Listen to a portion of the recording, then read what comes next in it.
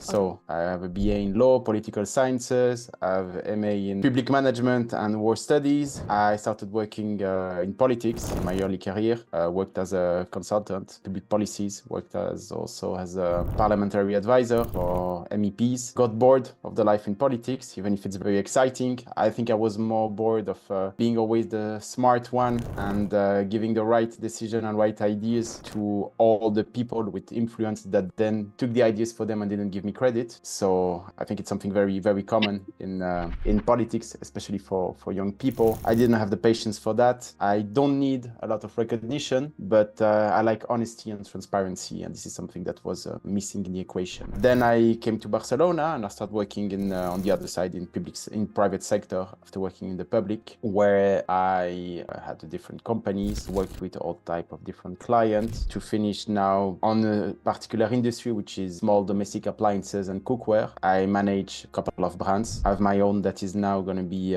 before the end of the year, we'll close the first Serie A fundraising with VCs. I consider myself as a very technical person, very open, but extremely rational at the moment of taking decision. I think I have a lot of common sense, and which is interesting. I think that it's followed me since my 18 is that I always work with older people, generally between 50 to 65, that are veterans and that take me as advisor and full credit for ideas, path to take, choices, etc. Which means that maybe I'm an old man in a body of 30 years old.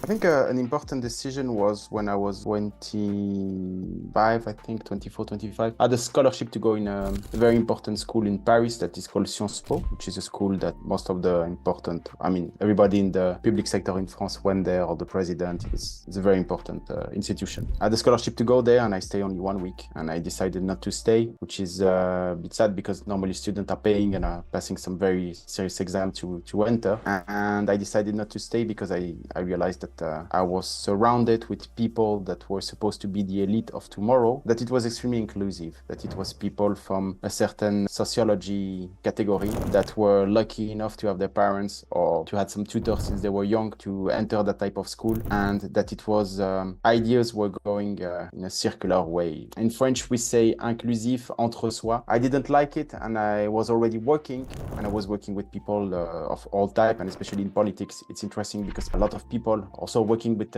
Eastern politicians, there are people that started as almost nothing and became who they are by their personal ambition and capacity to differentiate themselves from the others. And talking with these people that were there, didn't have any influence, but because of their social category, already an impression that they were important people, I didn't want to stay in this place. And knowing that we'd have to deal with these people in the future, I decided to go back to Belgium and change a bit my plans of life, because my plan was to go into politics in France, and I knew that I didn't know. I think the most important of that is that I realized that I didn't know France as I was expecting by being a foreigner that always lived everywhere as an expat. So I think it's an important life decision, because in the end I wanted to go to live in France, stay in France and work in politics in France. And I decided to come back from where I was, Belgium, where I was living, and then move to Barcelona, where I changed radically and went to work in the private sector.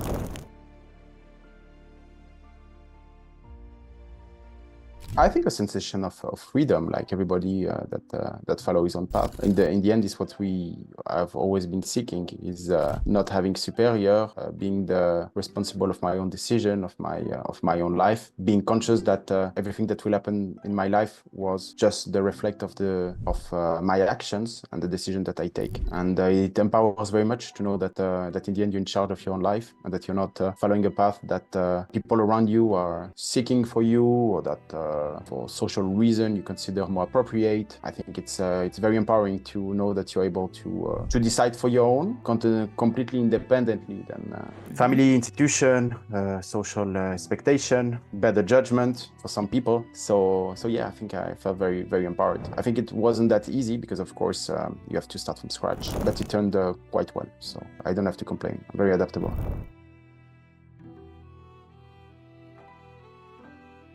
One regret that I have is that I know that I'm very good building relationship, building communities, having people listen to me.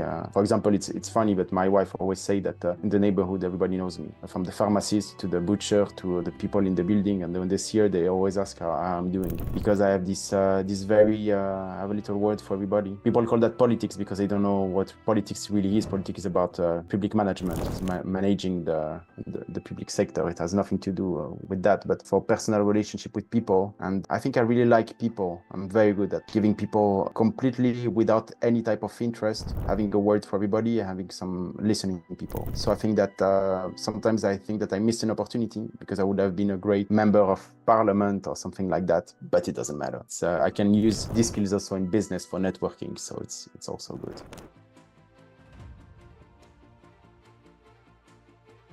I think there's only one big condition by doing big changes in life. It's always related to finance. If you are putting yourself in financial danger, you should consider your decision in a smarter way. I think there's always a way to change your life step by step. I think that we can say life optimization doesn't have to be a radical change from a day to another. I think you can implement some very little change day to day and then have the life that you like better. But I think that too radical is sometimes very risky, especially in terms of revenue streams. Because if you change radically, if you are not financially stable for a certain person for a certain time, people think that change will happen more quickly than it's actually do. So, for example, I see a lot of people saying, I will change and I will go to live in that place and I will find a job easily. And it's very often that they don't find a job as easily as they wanted, or they find a job there, they don't like it, and then they put themselves in very, very dangerous situations. So I would say that first finance and then maybe independence and freedom. Today with internet, it's very possible. You can work from any places and be able to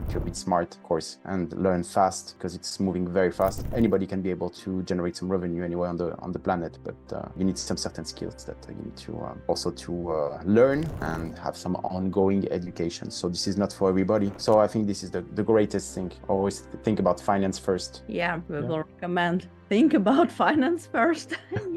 Thanks to you. Thanks for sharing your story with us. It was really impressive. Thank you so much. Thank you very much. Have a nice day. Have a nice day. We'll keep in. Goodbye.